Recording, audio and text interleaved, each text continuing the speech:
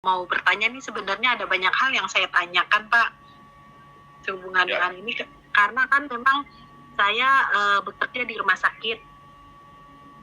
Nah, banyak menemukan pasien-pasien yang juga sakit, khususnya di rumah sakit kanker.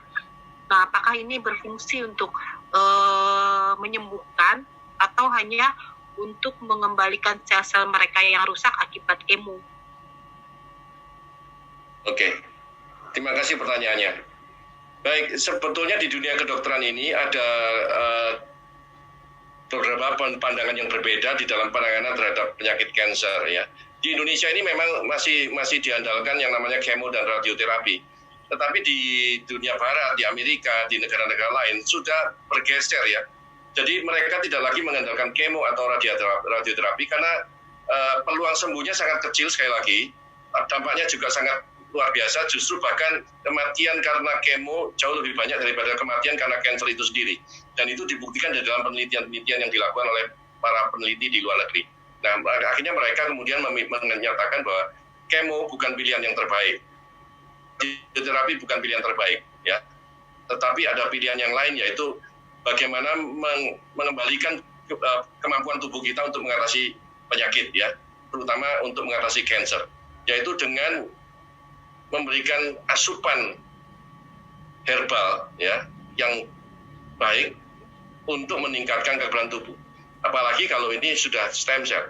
Nah, kita tahu salah satu tujuan dari penelitian stem cell yang dilakukan adalah salah satunya untuk mengatasi kanker ini.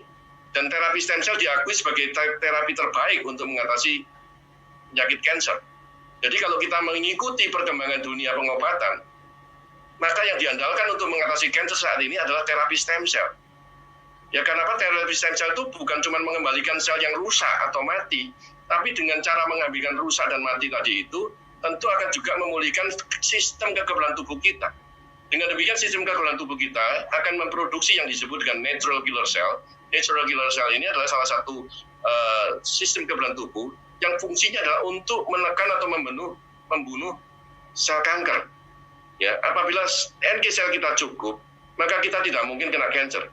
Kalau kita kena kanker itu berarti bahwa kita ini punya kekebalan tubuh itu memang di level yang rendah, sehingga akhirnya karena NK selnya kurang, maka kanker ini akan kemudian berkembang biak dengan baik. Namun dengan dikembalikannya sistem kekebalan tubuh, maka jumlah NK sel itu juga akan meningkat. Dengan demikian kemampuan tubuh untuk mengatasi pertumbuhan sel kanker itu betul-betul bisa diandalkan untuk suatu saat bisa melenyapkan kanker dari tubuh kita. Ya, jadi sebetulnya ini memang cara yang terbaik untuk mengatasi kanker. Ada lagi yang mau ditanyakan? Silakan Bu Iin. Terus Bapak, apakah itu juga berfungsi sama dengan kanker darah seperti leukemia? Sama, apalagi dengan leukemia. Karena kalau leukemia tentu stem cell yang diambil dari plasenta itu fungsinya justru langsung. Karena kalau dari plasenta itu betul-betul stem cell-nya bisa membelah diri ya untuk menciptakan sel darah. Dan salah satunya yaitu untuk menciptakan jumlah NK sel yang lebih banyak. Ya, karena memang betul-betul untuk terapi stem cell yang paling utama di dalam penelitian adalah bukti-bukti bahwa itu sangat efektif untuk mengatasi leukemia atau kanker darah. Ya. Saya ada banyak buku-buku stem cell di sini, ya kalau saya mau ambilkan, ya ini salah satunya. Ya, ada dari sekitar ada 13 buku, ya.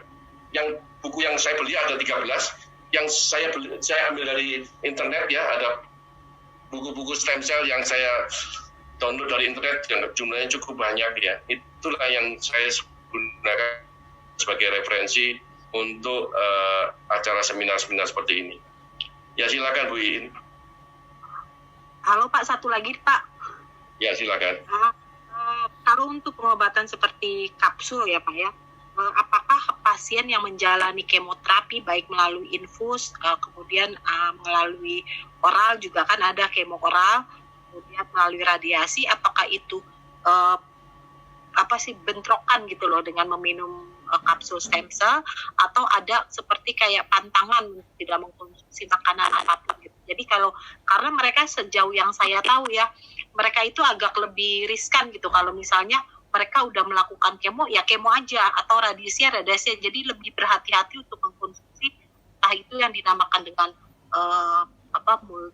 multivitamin kah, atau obat-obat buat mengganti sel yang rusak, atau seperti mereka kayak menyebutnya tuh seperti pengobatan atau obat alternatif, itu yang mereka seperti agak menutup diri untuk melakukan pengobatan lain selain berkonsultasi ke dokter. Itu mungkin kesulitannya kalau untuk menghadapi pasien-pasien yang cancer ya. Jadi gimana penjelasan hubungan dengan stem cell terapi ini? Begini ya,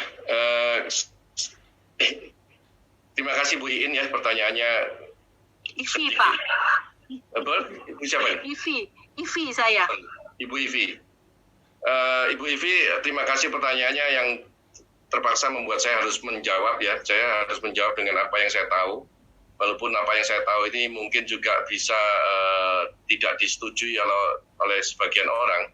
Mungkin ada yang tidak sepakat dengan apa yang saya sampaikan. Tetapi dari apa yang saya pelajari, bahwa sebetulnya istilah alternatif itu